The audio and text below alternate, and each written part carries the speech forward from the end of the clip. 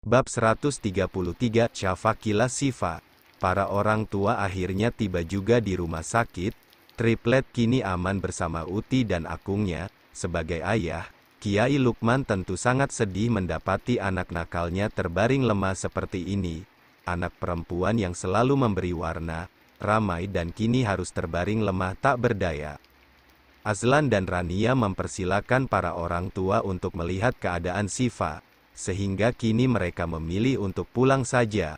Sementara itu, sore pun berganti malam. Syifa akhirnya membuka matanya, tubuhnya terasa dingin, dan yang diingatnya adalah ketiga malaikat kecilnya.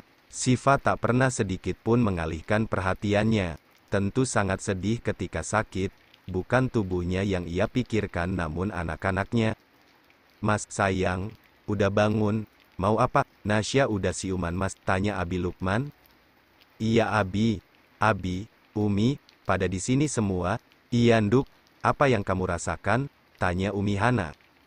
"Sakit Umi, anak-anak mana mas? Aku mau pulang aja, kasihan mereka." Syifa menitihkan air mata jika itu menyangkut anaknya.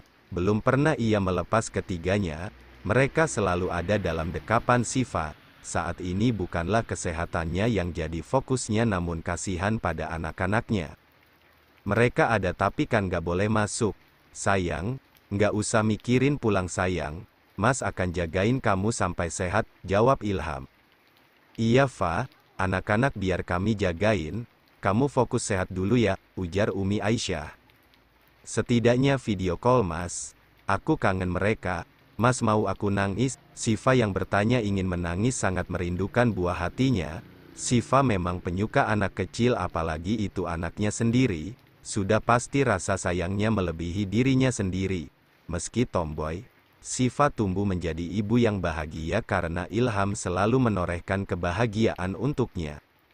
"Ya udah, mereka udah nggak di rumah sakit sih, sekarang sama Ustadz Gala. Abis ini Mbak Uti sama Mbak Akung juga mau nginep jagain Zea, Zai, sama Zara sayang."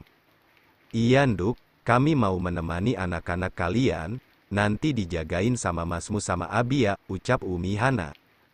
"Makasih Umi." "Umi Aisyah, Abi Bahrun sama Abi di sini dong?" tanya Syifa. "Iya Fa, kalau Abi Bahrun sama Abi capek, aku sama Mas Ilham gak apa-apa kok, biar rame di rumah, biar Zara, Zai sama Zea nggak sedih," ucap Syifa. "Iya Fa." Tak lama sambungan telepon mengarah pada Ustadz Gala dan diberikan pada ketiga anak Syifa. "Bunda, kesayangan Bunda, jangan nakal ya kalian." Syifa kembali menitihkan air matanya, sehingga Ilham menyekanya. "Yang sabar ya Nduk, nggak usah banyak pikiran, banyak kok yang jagain cucu-cucu kami," ucap Umi Aisyah. "Kangen sama mereka Umi, fokus sehat dulu ya, ini juga kami mau pada ke rumahmu. Kalau ada apa-apa jangan sungkan bicara sama Masmu," pesan Umi Hana. "Iya Umi, Bunda, Zai mau jaga Bunda di rumah sakit ya. Zai dijagain Mbak Uti dulu ya, jagain adek-adeknya ya sayang, jangan bertengkar ya, yang akur," pesan Syifa yang sedikit kesulitan bicara karena ada selang oksigen yang terpasang di hidungnya sebab gadis itu mengalami pneumonia, sesak napas. Setelah muntah mereda kini justru pernapasannya terganggu. "Bunda kapan pulang? Zai kangen Bunda Hicks, doain Bunda lekas sehat, biar Bunda cepat pulang, ya." "Iya Bunda." Zaidan menyeka air matanya yang hendak lolos dari pelupuk mata anak laki-laki yang begitu dekat dengannya, yang tiap malam selalu minta tidur dalam pelukan bundanya. Makanya begitu dalam Zaidan merasa sedih karena bundanya harus terbaring lemah di rumah sakit dan harus terpisah sementara waktu dengannya. "Jangan nangis sayangku, Zai anak kuat ya, udah dulu ya, sayang. Cepet sembuh ya, Bunda." "Iya Zai sayang, sebenarnya Zea dan Zara ada di sana hanya saja mereka sudah terlalu sedih untuk berucap. Mereka tak tega melihat kondisi bundanya, memilih mendengar sambil main bersama Ustadz Gala dan Dokter Akira saat ini." "Udah dulu ya sayang, jangan lupa makan ya nak." "Iya Bunda." Setelahnya Syifa mengakhiri panggilan telepon, sehingga Ilham kembali menyuapi makanan untuknya. Sementara para ibu sudah kembali menuju ke rumah untuk menjaga triplet, Syifa menyerahkan segalanya pada Ilham saja. Saat ini ia sangat membutuhkannya. Maaf ya mas, aku milih mas daripada Umi. Nggak apa-apa, Umi juga ngerti sayang. Abi Lukman sama Abi Bahrun juga selalu berjaga kok. Mereka lagi di musola saat ini. Alhamdulillah, napasku sedikit sesak mas. Tolong panggilkan dokter mas. Adek sesak, iya mas panggilkan dulu, ya. Sehingga Ilham gegas memanggil dokter karena Syifa mengalami sesak napas. Sakit tipus bukanlah sakit yang mengkhawatirkan, namun jika menyerang kemana-mana itu bisa cukup membahayakan. Segera Syifa ditindak dan diperiksa lagi keadaannya, sehingga Ilham, Abi Bahrun dan Abi Lukman menunggu di luar. Nasya ngedrop lagi, mas, tanya Abi Fajar. Iya Abi, napasnya sesak. 1. Ya Allah, ini kali kedua Syifa kena tipus mas, dulu juga parah kayak gini, cuma setelah perawatan alhamdulillah, bisa sehat lagi. Abi takut mas, lirik Abi Lukman. Jangan berpikiran negatif, Pak Kiai. Doakan saja yang terbaik, semoga ini terakhir Syifa kena, dia kan sudah pernah berjuang sebelumnya, yakin pasti Syifa bisa melewatinya. Apalagi saat ini sudah ada anak, dia pasti lebih semangat untuk sembuh. No. Iya saya sedih, Syifa anak saya satu-satunya, Pak Kiai. Sahut Abi Lukman yang akhirnya menjatuhkan air matanya karena tak kuasa menahan tangis. Yang sabar ya, Abi, ucap Ilham yang juga merasa begitu hancur hatinya saat ini. Iya mas, kamu juga ya, kita banyak berdoa saja, supaya Allah mengangkat penyakitnya Syifa. Amin. Abi, Azlan dan Rania melaksanakan sholat berjamaah dan berdoa untuk kesembuhan Syifa. Azlan pernah kehilangan, ia tak mau kehilangan Syifa yang juga sudah jadi bagian dalam hidupnya. Karena Syifa sudah berperan membuat Ilham yang awalnya ingin menjauhi Azlan malah kembali merangkul Azlan hingga saat ini. Terlebih Rania yang merasa senang bisa berteman dengan Nasya. Lega rasanya sudah mendoakan Syifa. Ya Ham, Syifa itu jarang sakit dek, tapi katanya kalau sakit ya parah, beda sama Ilham yang sering sakit dan cepat sehatnya. Kasihan sama ponakan triplet mas, untung ada neneknya yang pada mau jagain. Tapi alhamdulillah Syifa sempat sadar tadi, semoga Syifa bisa segera sehat dan berkumpul lagi sama anak-anaknya. Amin mas. Sehingga kini Azlan dan Rania memilih untuk ke kamar mereka, karena mereka juga masih usaha untuk mendapatkan buah hati supaya rumah mewah terasa ramai akan hadirnya tawariang malaikat kecil. Kali ini Ilham menemui Dr. Sam yang menangani Syifa. Rupanya Syifa masih harus melakukan perawatan saat ini karena kondisinya belum stabil. Dok, apakah istri saya tipusnya parah? Bisa dibilang parah ya?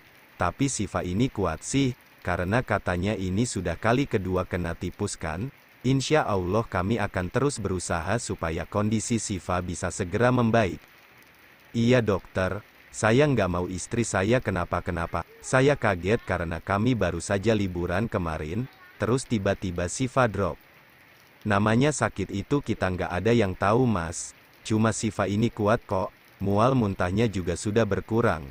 Cuma pusingnya itu katanya masih terasa, sama sesaknya alhamdulillah sudah berlalu. Untuk sementara Syifa masih harus menginap sampai kondisinya benar-benar stabil. Usahakan apapun demi kesembuhan istri saya, dokter. Iya Mas Ilham, sebaiknya Mas Ilham juga pikirkan kesehatan juga, karena kalau Mas Ilham sakit nanti akan membuat Syifa sedih, jadi selama menjaga Syifa jangan lupa makan dan tidur ya.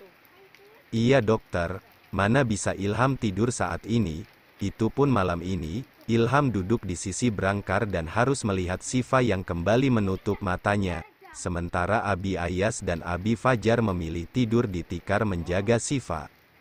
Cepat sehat ya sayang, Mas akan selalu ada di sampingmu, sama seperti kamu yang selalu ada di samping Mas ketika Mas ditimpa kemalangan. Ilham menatap Syifa dengan nanar. Ia belum makan juga sejak tadi karena tak berselera sebab belahan jiwanya terbaring lemah saat ini. Mas kalau capek istirahat ya, biar nanti gantian jaga sama Abi, ucap Abi Bahrun. Iya Mas, ini juga udah larut, tidurlah dulu, nanti kamunya ikutan sakit, ucap Abi Lukman. Nanti saya akan tidur Abi, saya belum ngantuk, masih mau menemani Sifa. Iya, tapi kalau bisa jangan memaksakan, makan dulu Mas, sejak tadi makanan itu belum kamu sentuh, imbu Abi Bahrun. Iya nanti saya makan, Abi, ucap Ilham pada Abi Bahrun, sang ayah. Ilham menutup sementara tirai, karena ia ingin mengganti pakaian Sifa yang berkeringat, saking Sifa masih menutup matanya, ia bahkan tak terasa jika Ilham mengganti pakaiannya. Namun gadis itu merasa nyaman setelah Ilham menggantikan pakaiannya, meski belum ada respon yang Sifa berikan. Waktu terus bergulir, kini Sifa kembali diperiksa oleh dokter, matahari sudah menampakkan wajahnya, Sifa juga masih betah menutup matanya, karena jika membuka mata gadis itu merasa kesakitan. Zea, Zara, dan Zaidan selalu mendoakan bundanya, meski tak bisa lagi menunggu di rumah sakit karena mereka sangat merindukan bundanya, meski tak bisa melihat langsung. Bunda masih belum sehat, ya, Mbak Uti? Tanya Zea pada Umi Hana. Bunda masih sakit sayang, tapi kalau Zea doakan Bunda, pasti Bunda akan segera sehat. Iya Zea, doain Bunda cepat sehat ya, ucap Umi Aisyah.